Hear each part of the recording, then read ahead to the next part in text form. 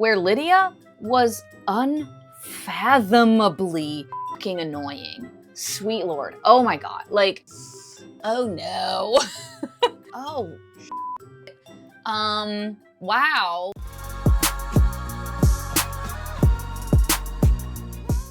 Well, hello.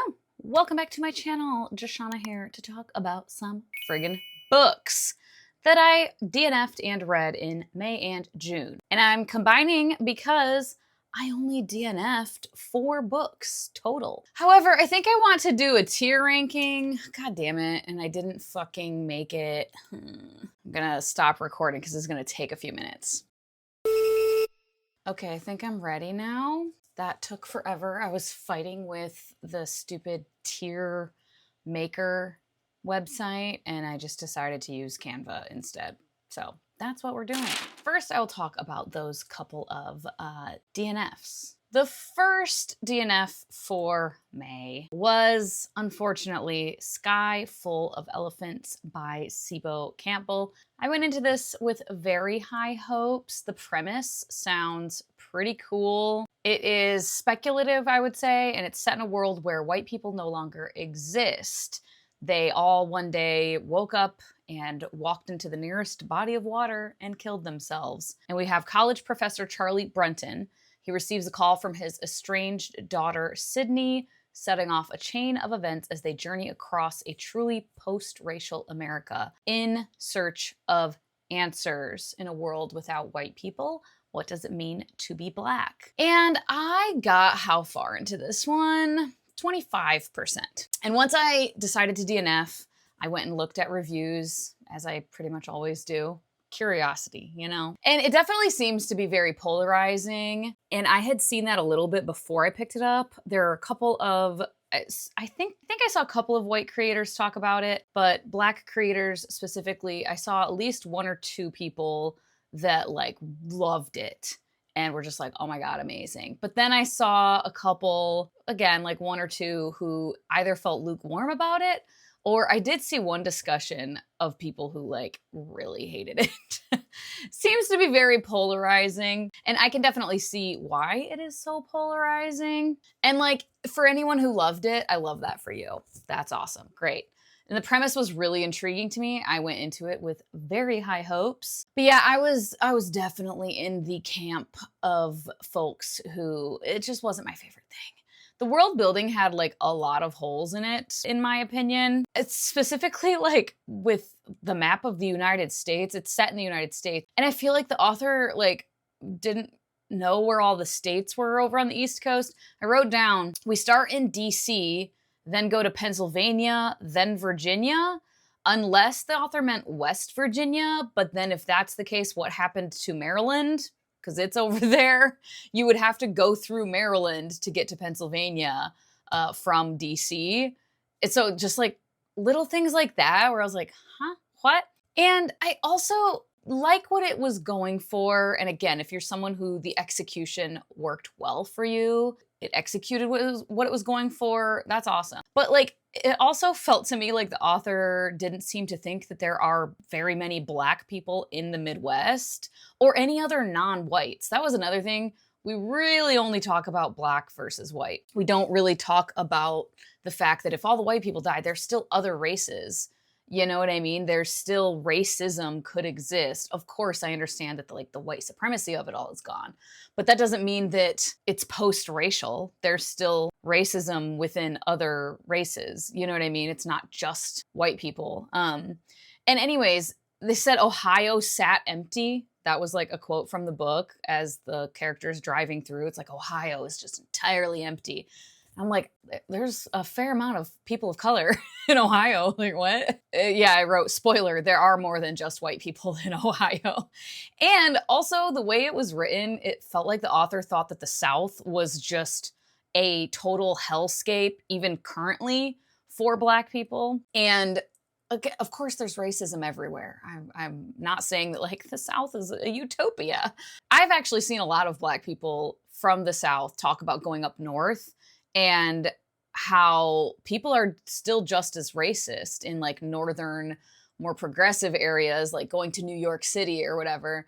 But that in the South, people are just more upfront about it, you know? And obviously to each their own, and everyone has a different experience. But I just found it odd that he wrote it as if like the South is just, it always was a hellscape. And in this world, it's like even more of some kind of Mad Max, nobody even enter kind of thing. I don't know. And then it was only a year after the event, and there's no more single-use plastic in this world. And I just was like, I think it would take several years for all of our manufactured single-use plastic to be run out. I don't know. But I just didn't love the idea that all the white people are gone, and so civilization completely 110% shut down. There's no one to run anything anymore. And like, obviously I understand that there are indeed more, especially talking about the United States, there's more white people in positions of power and authority and influence and leadership. There's way more white people than people of color in general and Black people. But unless this was meant to be several decades ago when this happened, which I don't think it was, there are enough people of color in these types of positions where I don't believe that society would completely collapse. Of course, it would look very, very different. And maybe it would collapse in the sense of like not being at all what it looked like before. But it's like there's no politicians, there's no CEOs, there's nobody to make decisions about anything. And I was just kind of like, that feels weird because, again, I understand that the majority are white people in these positions. But it's not only, and also that there are plenty of people of color who would want to step into those positions. It's like, it's not like only white people have ambition or greed or wanting power or wanting to have a sense of authority. You know what I mean? I don't know. I just found it kind of regressive, honestly. It just kind of felt like, oh, without white people, non-white people just don't know what to do and can't manage anything. And I was just like, this is like a weird message here. I don't know. But I think my biggest issue, honestly, was that the author seemed to forget or not want to discuss or show that, like, I understand with white people gone, white supremacy would pretty much be gone. But also, again, there's colorism.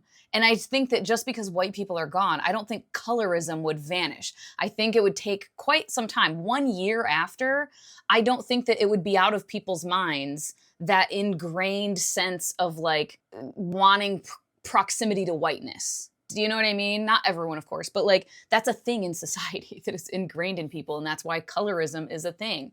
Because it's like, oh, the closer to whiteness you are, the better to some. I just don't think that would just vanish in a year. But also, and I understand that white supremacy is very tied in with a lot of other things like sexism, misogyny. But again, misogyny and sexism would not just vanish without white people. Again, especially 1 year after all the white people have disappeared, women of color would still be like oppressed and would still have men being fucking men to them. And in this world, it says several times, where's my quote for it? Yeah, everyone feels safe now to walk alone at night and all these other things. It's like, oh, we can just la-di-da around in the middle of the night and it's totally fine because all the white people are gone. I'm like, again, there still would be racism, there still would be colorism, and there still would be sexism. Like, Black women and other women of color, again, in this book, we're really only talking about black and white, but like, I just don't believe that like sexual violence would vanish overnight because the white people are gone. Again, I understand that these things are tied together very closely, but again, 1 year later, and it sounded like it just happened overnight. All the white people are gone, and so now all the women are safe. And I was just like, I don't think so, though. I don't know. Again, I really like the premise of it, and I like where I feel like it was trying to go, but it just didn't go there for me successfully, unfortunately. Taking quite a turn for the other DNF in May, 5 Broken Blades by My Corland. This one I definitely went into with apprehension because I had it from the Goldsboro special editions, and once it came out 2 years ago now, it was like everyone was kind of like, oh, this is basically just like fantasy romance. and it wasn't really marketed that way. So I kind of was like, cool, I'm probably not gonna love it. And I saw a lot of people, even people who really love fantasy romance, not loving this one. Yeah, I got 11% into it. The writing, whew, not the jam. It was really like staccato writing, just like very short sentences over and over again. And for one character, it was making sense because this character, their POV was written in a very like gritty detective noir kind of writing style. So these like short staccato sentences, I was like, okay, I don't love reading it, but for just this one character, like, okay, it can make sense. But then it was kind of for all the characters. And it also was reading a bit too juvenile for my liking. And I have some quotes, not to like be mean, but the writing that just doesn't work for me, you know? This was like the first line of a chapter. The meadow is beautiful this time of year. I run my delicate, bejeweled hand over the tall grass. The green grass is lovely and soft, and yet, at the same time, hard and sharp, like me. And it's not for me. It made me roll my eyes so hard. I was just like, oh no. And then we have like insta-love happening too, which I don't love. And then here is a great example of the very staccato writing style. He nods, just so smooth, but he means it. I like that he draws a line. He has principles and sticks to them. Most people don't. Not when they conflict with desire. Like, it was just a lot of that. A lot of that. It was not for me. Not for me. Adios to that one. And then in June, the first DNF, and this one was a NetGalley e-arc, and I also was trying to buddy read this with Roger. We both read the first book of this duology last year when it came out, or the year before. I don't remember. Mark of the Warrior, though, by Fonda Lee and Shannon Lee. Shannon Lee is daughter of Bruce Lee, and so they like co-wrote this together. And I was pleasantly surprised with the first book, and this second one, it might have just been a thing of like, I wasn't in the mood, because they're young adult, and it's like Asian-inspired fantasy with a lot of like martial arts stuff going on. And I honestly had a fun time with the first one. But this one I got 35% into. I did give it a good old college try, but it just wasn't holding my attention, like at all. I don't know why. It felt like I was reading kind of like bullet points of a story. It just felt like a very surface level overview of a story rather than like diving in and getting into the good, delicious stuff, you know? And because I was just already at this time reading, I have been in the last like month and a half, reading pretty slowly. I'm still reading every day, but I'm just like barely reading when I do read. And this one was kind of feeling like a slog, and I just was like, I don't care. So I gave up. And the other DNF, the last book of June, this one was, oh man, a disappointment. This is the book that has been on my owned TBR the longest. And I just kept putting it off because I knew it was very heavy, and I just was like, I need to be in the mood for it. And the book is The Kite Runner by Khaled Hosseini. And this one I could have finished. I got 76% into this book. And the first thing I wrote is, all right, I'm out. This is like general fiction, I guess. I don't know. I don't know if it's considered literary. It's just like historical, I would say. It's the story of the unlikely friendship between a wealthy boy and the son of his father's servant. Caught in the tragic sweep of history, The Kite Runner transports readers to Afghanistan at a tense and crucial moment of change and destruction. A powerful story of friendship, it is also about the power of reading, the price of betrayal, and the possibility of redemption, and an exploration of the power of fathers over sons, their love, their sacrifices, their lives. And yeah, man, oh God, it was, a big part of me wanted to DNF very early on upon that first difficult scene. And I kind of want to give content warnings, and I know some people might be like, that's spoilery, but I didn't know. And when I came upon the scene, I was just like, oh shit, wow. And I legit was like, I I don't know. But then I was like, everyone says this is like such an amazing story, whatever. So I don't know, if you're someone who doesn't want to know anything, then skip this, but I'm gonna give the content warnings. And honestly, there's a lot. I will tell you, this book to me felt kind of just like misery upon misery for the sake of misery.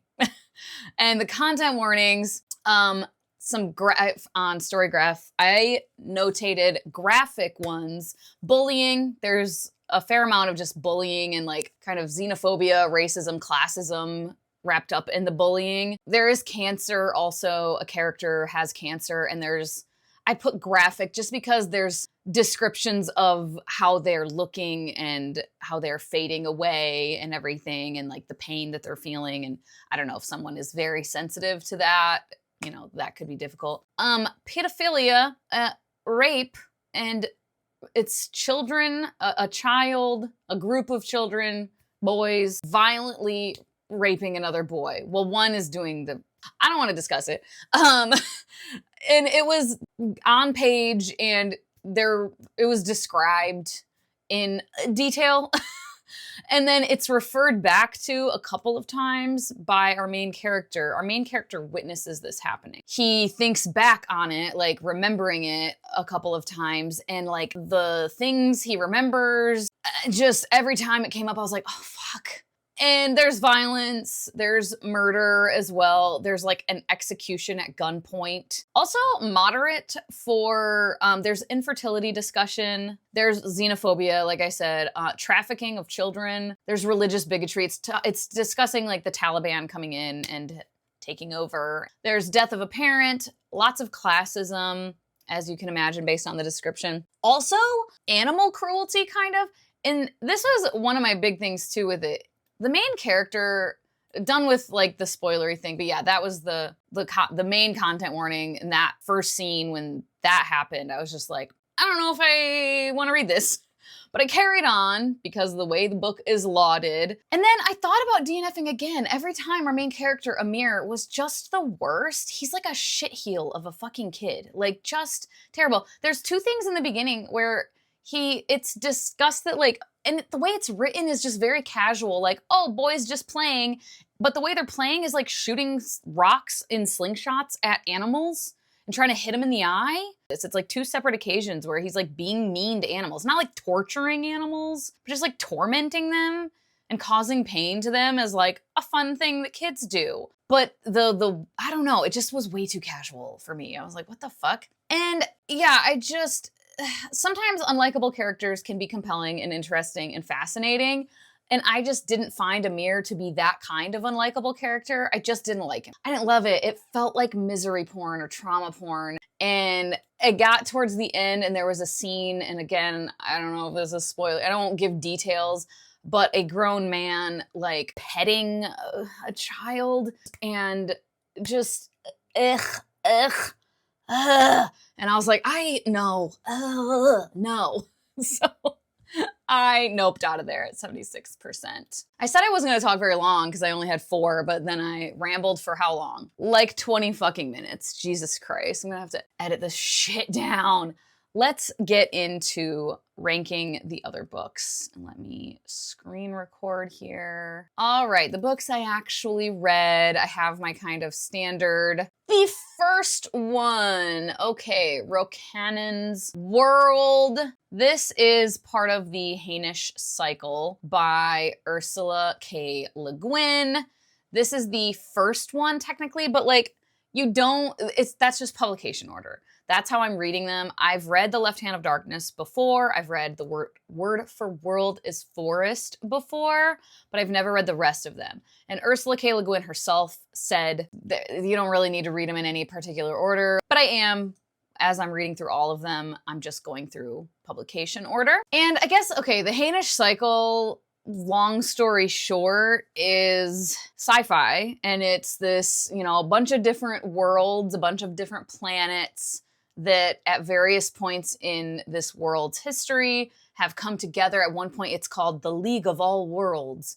And they're trying to communicate with each other. They're trying to trade with one another. And in this universe, Earth was not where humans originated from. There's another planet called Hain. The Hainish people went out into the universe and populated these other planets. They found planets that were habitable and they were humans, and they started these civilizations on all these planets, but then something happened and any communication between them was lost. And so for many, many, many generations, I think like thousands of years, they had no idea about each other. So like Earth thinks we're the only humans, and all these other planets think we're the only humans. And then at some point they start doing interstellar travel again and like learning about each other, and the Hainish are bringing them all together again.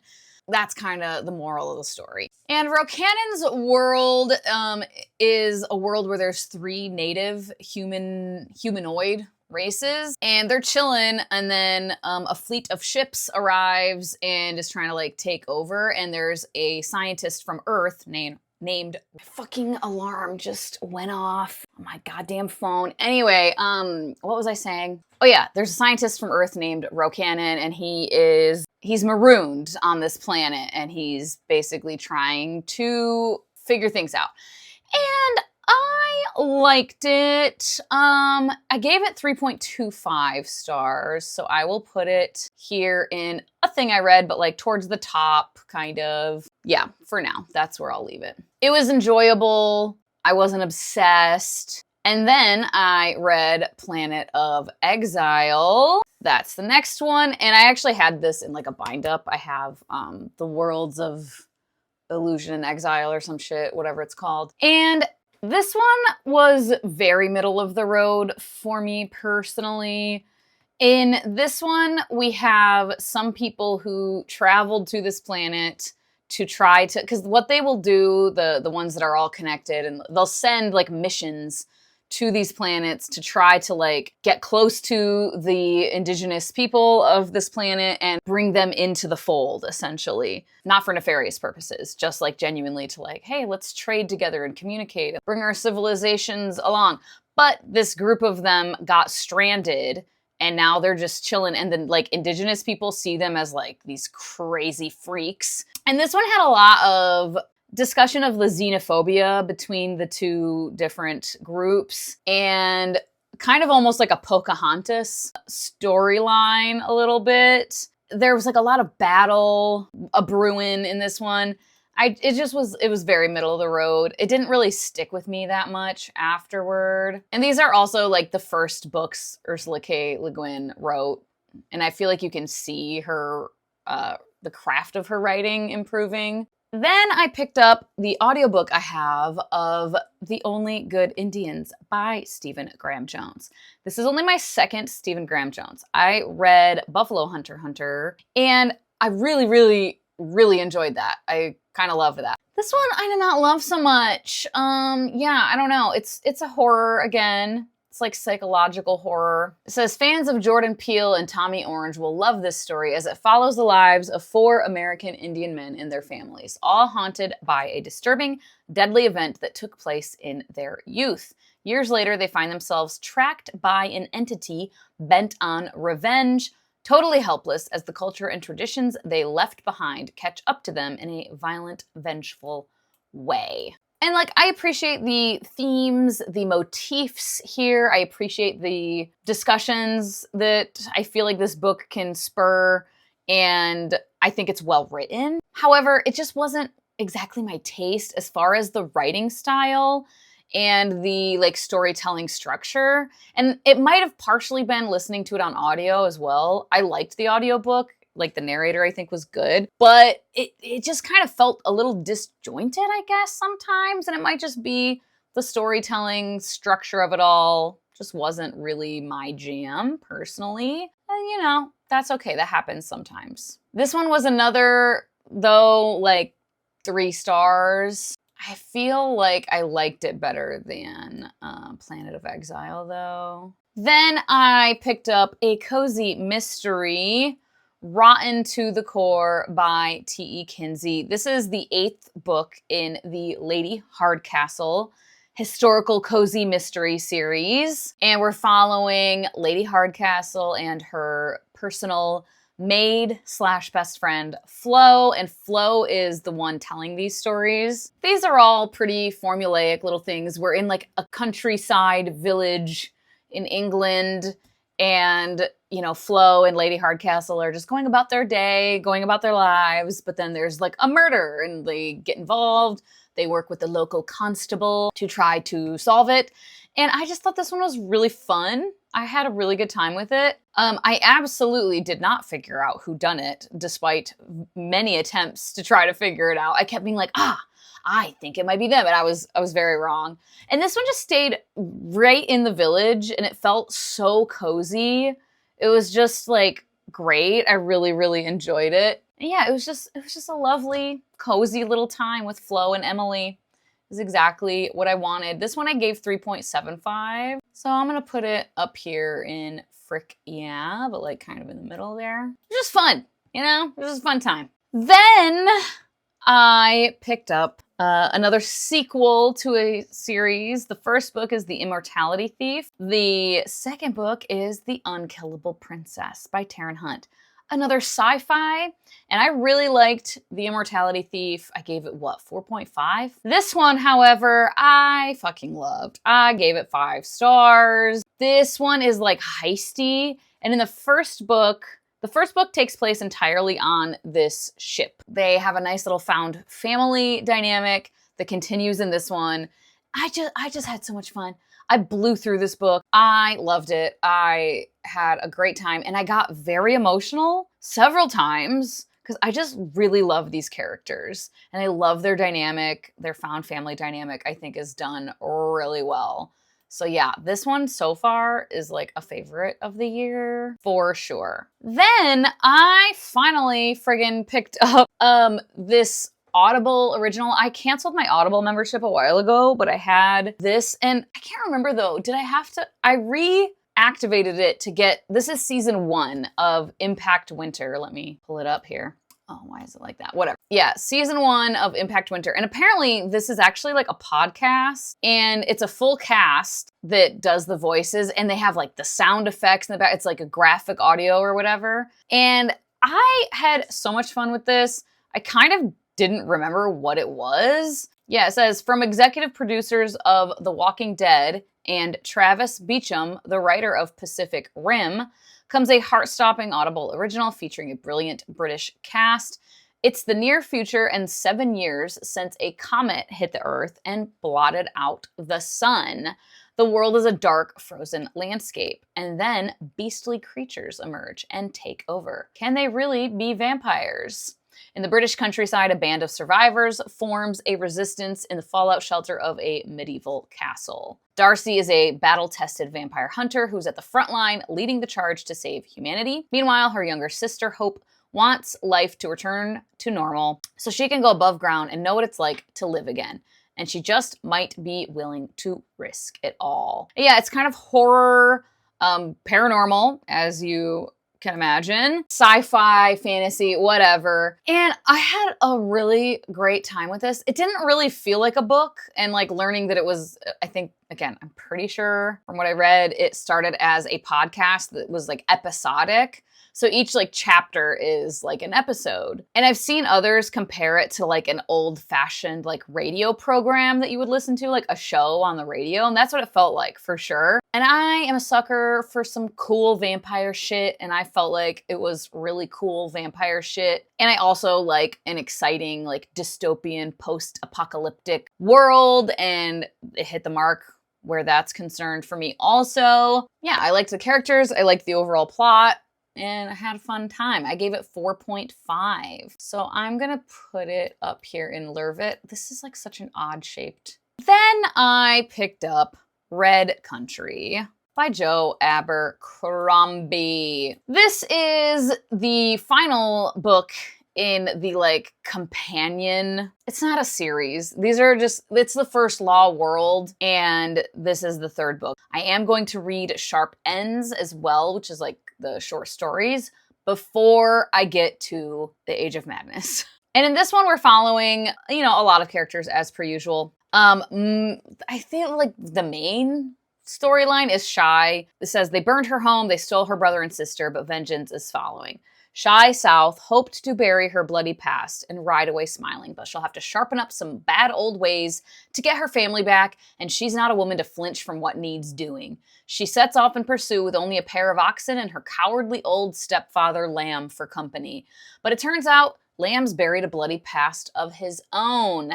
And out in the lawless far country, the past never stays buried.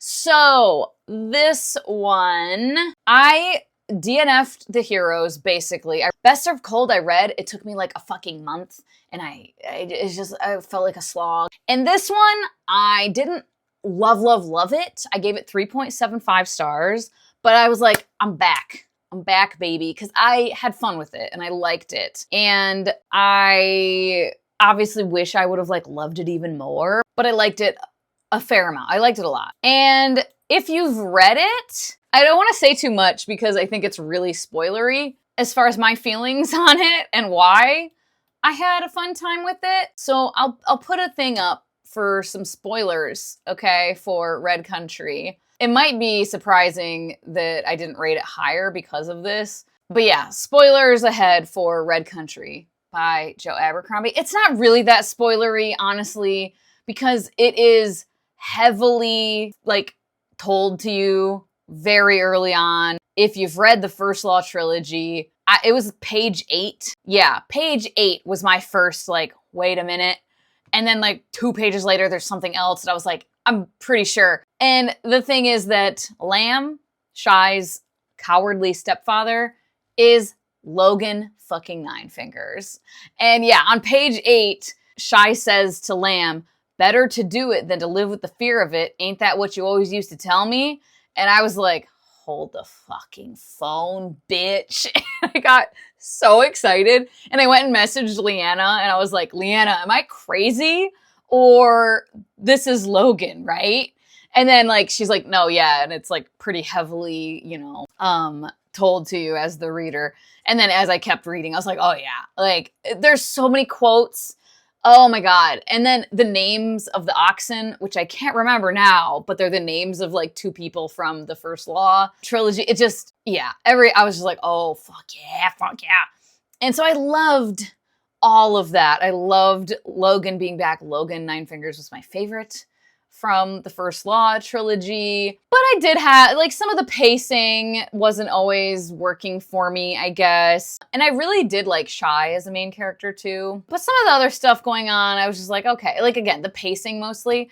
And I know some people don't love this because of it being, like, very Western feeling. I have learned that I'm kind of just neutral on Western elements. I don't, like, seek out Western, like, tropes that are familiar to the Westerns genre. I'm not like, oh, I love Westerns, but I also don't hate them. They don't bother me. So that part of it was fine for me. But yeah, I gave this 3.75. I'm going to put it in frick yeah, because it's like almost 4 stars, and I'll put it up here. And then I read City of Illusions by Ursula K. Le Guin. Where is that? There it is. All these old ass ones. City of Illusions is the 3rd book in the third published book of the Hainish cycle. And I liked this one more than the first 2. Again, you can see the craft of her writing kind of improving. In this one, it says, it's set in a galaxy colonized hundreds of thousands of years ago by a variety of humanoid species. Since the golden age of the League of All Worlds, Earth, like the rest of the known worlds, has fallen to the Shing, who rule through subtle mind control. Scattered groups of humans endure in a state of paranoia and semi-barbarism. Is there one who can stand against the Shing? Yeah, in the Hainish cycle, there's something called mind speech, where you can, I think everybody can do it, but certain people have like more of an affinity for it. You have to train to like get better at it, but where you can like talk to other people in their mind and you can like block yourself from it or whatever. In mind speech, you cannot lie, but the Shing are able to lie in mind speech. And so that is how they kind of take over and everything. This one I gave 3.75, and I just found it fascinating. The psychological warfare involved here was very cool, and she does it in a way where it's very complex, but I think it unfolds naturally, where I felt like I could still follow it easily enough, even though it was like, what? But eventually, like, you understand, and I just found it very compelling. And this is one where we do have some kind of connections to the other books, but again, it doesn't really matter, so it is what it is.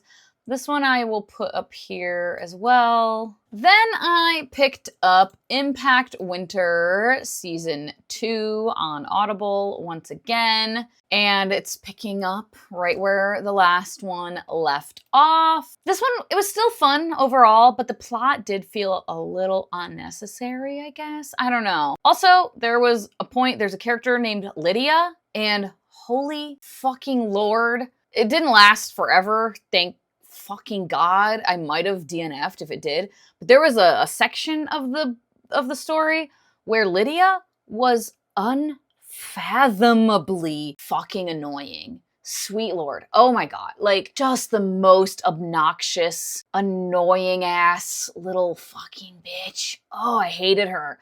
Hated her for a second. It didn't last, like I said, thank fucking God. But this one I gave 3.5. I'm curious to check out the third one. I have it already. Yeah, it wasn't quite as entertaining as the first one. Then I picked up Witch Queen Rising by Savannah Steffens. Whoops, I didn't mean to do that. This one is a newer release. I got this from the library. We have the little blurb, a reclusive witch who fled the burden of her bloodline rises to be the greatest among them in this lush and haunting fantasy debut. I gave this 3.5 stars. I was kind of stuck between 3.5 and 3.75 for this one. I liked it quite a bit, but I didn't love it. I do plan to pick up the sequel. It's going to just be a duology, I'm pretty sure. Don't quote me on that.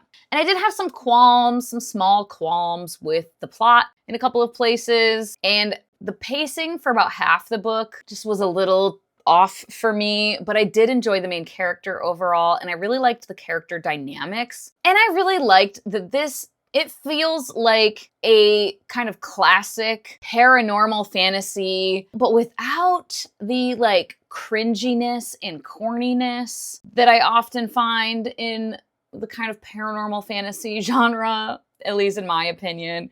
So I enjoyed it. I gave it, like I said, I ended up on 3.5, so I'm gonna put it, Run to the Core was just like fun, but I liked it, so I will put this here. Then I reread The Left Hand of Darkness, the next one in publication order for the Hainish cycle. I read this for the first time like 20 fucking years ago. This one is the most famous of the Hainish cycle for sure. The synopsis here is a lone human ambassador is sent to the icebound planet of Winter, a world without sexual prejudice, where the inhabitants' gender is fluid. His goal is to facilitate Winter's inclusion in a growing intergalactic civilization. But to do so, he must bridge the gulf between his own views and those of the strange, intriguing culture he encounters. This one it's just so fascinating every time I read it. And I wrote, every time I read this, I'm surprised that I enjoy it so much. But I have found that I do just really like kind of anthropological sci-fi. If I'm going to read sci-fi, I mean, The Immortality Thief and Unkillable Princess are not that. Those are just like action-packed fun. But at least for Ursula K. Le Guin's version of it, I really like anthropological sci-fi. I haven't read that much sci-fi, so like maybe I can't say with certainty. There's just so much going on politically in this plot, and it all kind of feels like it's happening like over there, because we are much more focused on our main character, Genly and Estraven. And it was really fascinating to watch Genly, like or Genly, I don't really know, still learning about these alien cultures like years after he has been immersed in their world. Like he's still figuring it out because they have like fascinating cultural concepts. One of them being, I don't know how to say it, Shifrethgor. The first time I read it, my edition I have has my notes, like I wrote in the margins in college. They're so dumb. Because now rereading it, there's times where I'm like, I still don't understand this. I'm like, bitch, it was explained to you like 2 chapters ago, you dummy. Like, what the fuck? But yeah, the concept of Shifrethgor was completely threw me off. It still throws me off sometimes, but it's such a fascinating concept. It's kind of their, it's hard to describe, honestly. It's like their concept of pride and like maintaining pride, like higher in a hierarchy in their culture, and like the way they communicate with each other is very much centered in like maintaining their Shifrethgor. Every time I read it, I'm like, what the fuck? And then it comes to me more and more, and it's like, I get it, I think. I'm pretty sure. And yeah, the sexism and sexual identity of it all is very fascinating. Because in this world, these people are just completely gender fluid until it is time to mate. In this world, these people are all just gender fluid, like androgynous, until it comes time for mating, and they go into a state of Kemmer, and then their bodies will change. Their hormones will change, and their bodies will literally change to be either male or female for a time.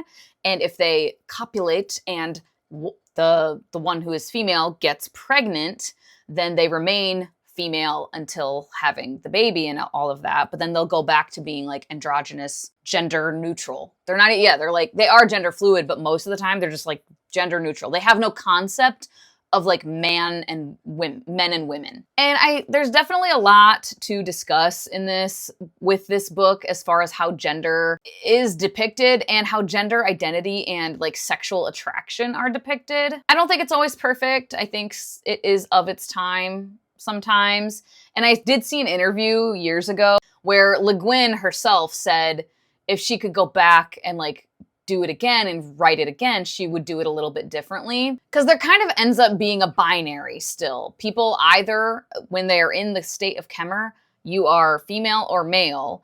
And so homosexuality isn't there. It is mentioned like once or twice as kind of like, oh, it's a thing that can happen. But they only ever mate heterosexually in the state of Kemmer. And I did find one part that felt like, in my modern lens, I guess, dismissive of asexuality a little bit. And in this world, like asexual people just don't exist. So, and I found also a fair amount like discussion happening about government and nationalism. One of my favorite quotes is like kind of a little anti-nationalist bit. Estervin is asked if he hates Orgorian, this other like nation in this world. And he says, hate Orgorian? No, how should I? How does one hate a country or love one? Teeb talks about it. I lack the trick of it. I know people, I know towns, farms, hills, and rivers and rocks. I know how the sun at sunset in autumn falls on the side of a certain plowland in the hills. But what is the sense of giving a boundary to all that, of giving it a name and ceasing to love where the name ceases to apply? And I just really, really liked that. So yeah, anyway, I gave this 4.5 stars. So I still really love this. It's very slow, so it boggles my mind that I do enjoy it so much, but I do. It's fascinating, as is evident from how I just yammered on about it, and I will have to probably cut that shit out. And then I followed up with my first time rereading. The word for world is forest, the next one in the Hainish cycle.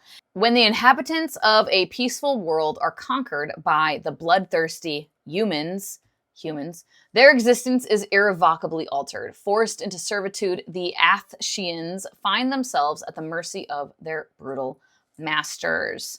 Desperation causes the Athsheans, led by Selver, to retaliate against their captors, abandoning their strictures against violence. But in defending their lives, they have endangered the very foundations of their society. For every blow against the invaders is a blow to the humanity of the Athsheans. And once the killing starts, there is no turning back. And I'll try to be shorter here. I gave this one 4.5 stars as well, and it held up on reread for me. I remembered really enjoying this one. Such interesting concepts, once again. So much going on thematically with colonialism, oppression, capitalism, xenophobia, racism, and just kind of the nature of humans. I don't really love the kind of hint of a message that what Selvar did was inherently just evil and bad. Like, his people were being violently subjugated and oppressed, enslaved, raped, killed. And it's like, at some point, you know, pacifism is great and can be productive, right? But at some point, you have to fight violence with violence. If peace is not working, you know, you can only turn the cheek so many times. Sorry, I got something in my eye. And so I don't think that Selvar's actions indicated evil doing like the people of his world seem to feel. There is a character in this named Davidson who, he's a human. Basically, the humans are here to fucking take all the trees off this planet and send them back to Earth because Earth is a fucking wasteland with no more trees. So they found this planet that is like covered in this massive forest, and they are just deforesting it for greed and capitalism reasons. And Davidson is like in the army, and he's there running some things, and he's not running everything. He's not the highest, but he's higher up, and he is just vile. The epitome of like the hateful, hyper masculine, Merca, like Western man, just full of bravado and bigotry and ego and just hate. He's a fucking piece of shit. Oh my God, the fucking worst. He's psychotic. It's kind of hard to read sometimes. Like, you're in his POV a couple of times and you're just like, oh my God.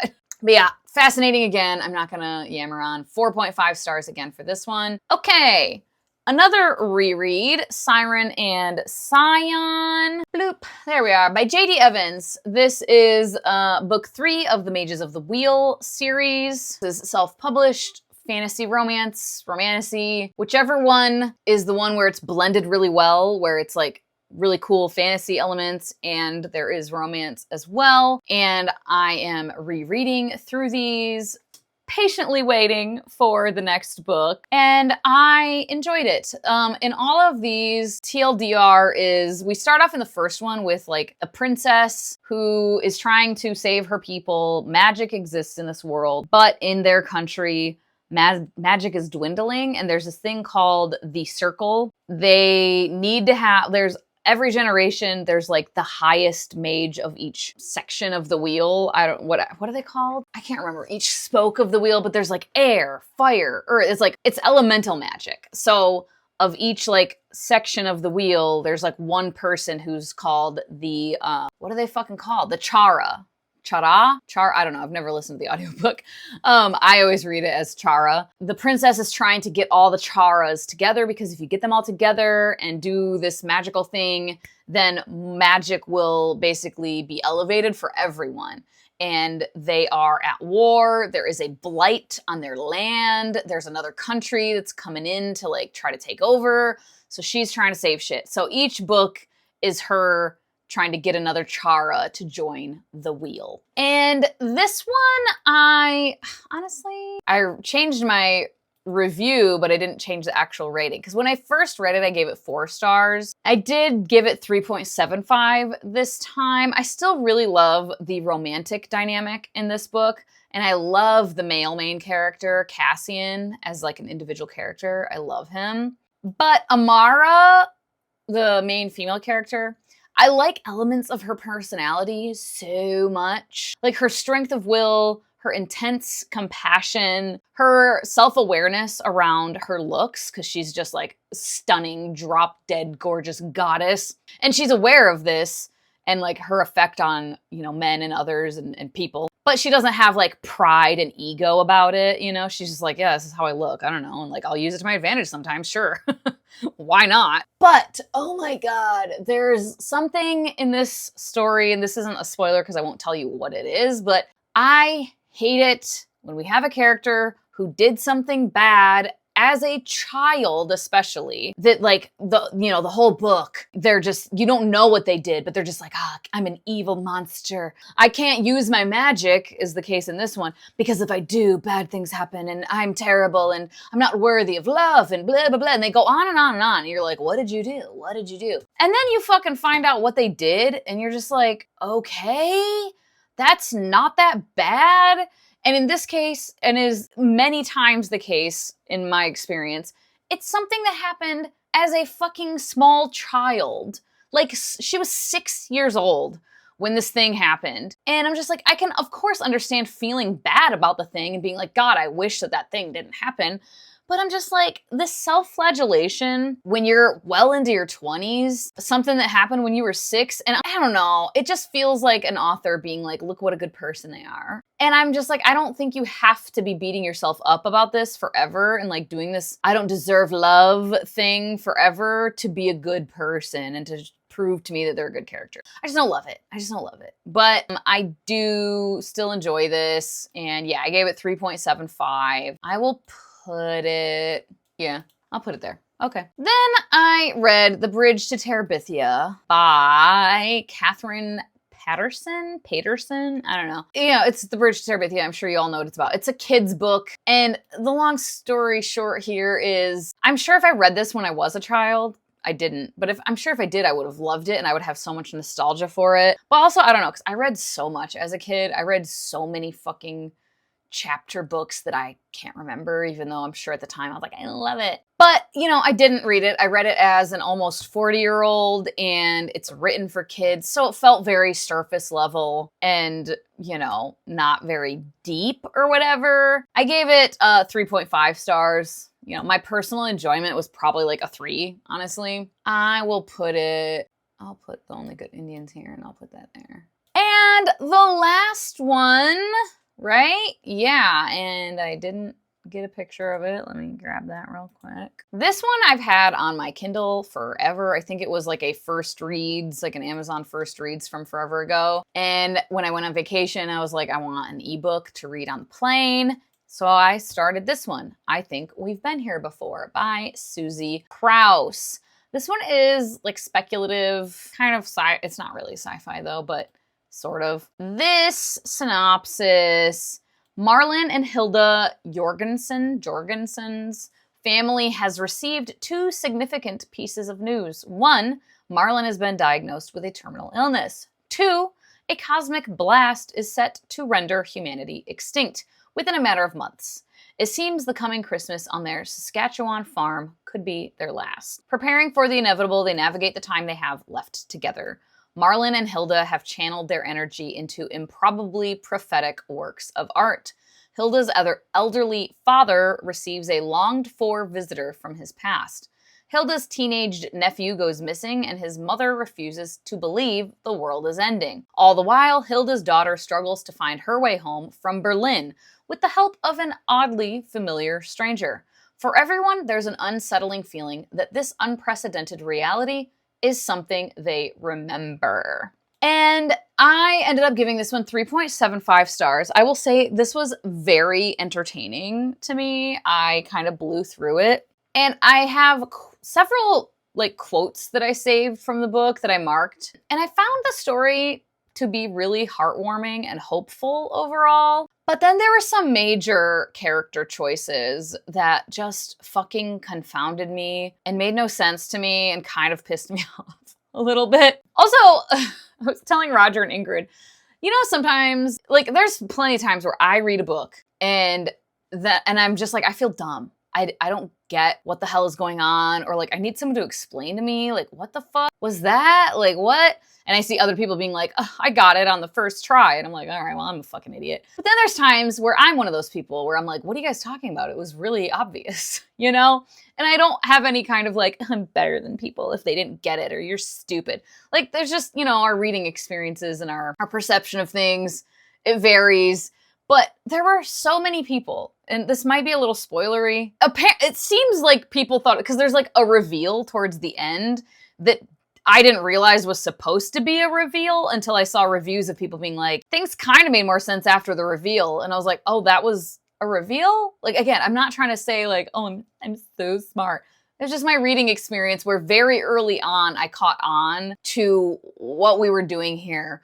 So kind of spoilers here. If you maybe plan on reading this and you don't want to know anything about it, I'll put it on the screen. Spoilers. Okay, again, you just heard the synopsis, right? And it says like, oh, an oddly familiar, and everyone has this weird feeling that like this reality, we've been here before. The name of the book is I Think We've Been Here Before, right? And in the very beginning, and Roger pointed out too, he was like, you do tend to like and read a fair amount of like time bendy types of things. And I'm like, yeah, maybe that's why like my brain is just more attuned to it. Because the very first handful of chapters, we're in Hilda's POV and their family dinner and they're telling the rest of the family. Her daughter's already off in Berlin. She like recently like flew off to Berlin and she's there and they're telling the family about her husband's illness. And she mentions the cat, her daughter's cat, Nora's cat, rubbing up against her leg, right? And it's just like a passing thing. And then we have a chapter of the husband, Marlon's POV. And he is talking about whatever. And again, very casual mention of scratches he has from when he had to fight Nora's cat to get into the carrier case to take it over to her friend's house where the cat is staying while Nora's away. And then we get Nora's POV off in Berlin, and she's talking about her cat that she brought to Berlin with her. And so I was like, at first, the first time it happened when Marlon was like, oh, the cat that I brought, I like went back to the other chapter and I was like, didn't she just say the cat was there though? And I was like, and then he's saying that. And then I was like, oh, I think we're in different like versions of reality here. And that's the case. Like that's what's happening. Towards the end of the book, so Marlon's prophetic work is he wrote a book that he wrote well before, like a year before anyone had any idea that the world was going to be ending. But in his story, the world is ending from a cosmic blast.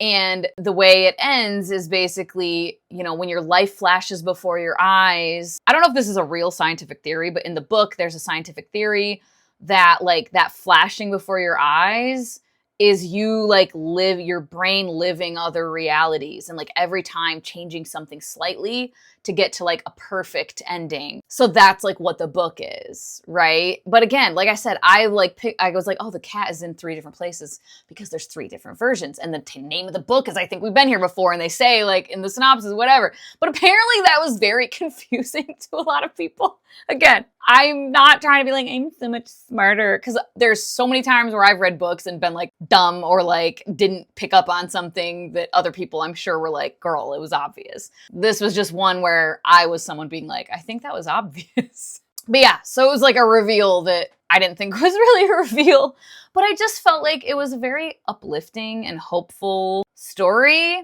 There was a couple things, like I said, that just made absolutely no fucking sense to me. If it weren't for the overall like hopeful, cozy, uplifting vibe and a few like really nice lines, I would probably give this 3 stars and be like, yeah, it was fine. But I did really like just the vibe of it, I guess. I wouldn't reread it, but if like characters doing kind of dumb things doesn't make you want to DNF and you can be down for kind of like a bendy, speculative thing, it's not very, like the sci-fi element, like we don't really care.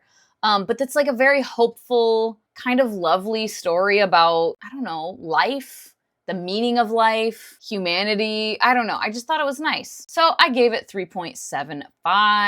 I'm gonna put it, it's kind of like right around Witch Queen Rising. Because like both had elements that were like, eh. I think it has to be above though, honestly, just slightly above. I think it has to be above Siren and Scion too.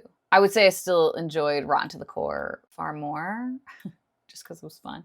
So yeah, there we go. Pretty good overall, pretty good. Nothing terrible. I mean, a couple things I DNF'd that would have been for sure down here in Yikes on Bikes. But as I always say, I tend to not have that many books that I rate really low because I just will DNF them. And had some really fun faves in the last couple months. I just haven't read that much, but overall pretty good, you know, pretty solid, which I enjoy. Let me know if you have read any of these or just how the last couple months of reading has been for you. And also, if you haven't read any of these, are you interested in reading any of these? Do you have any already on your TBR or maybe added now?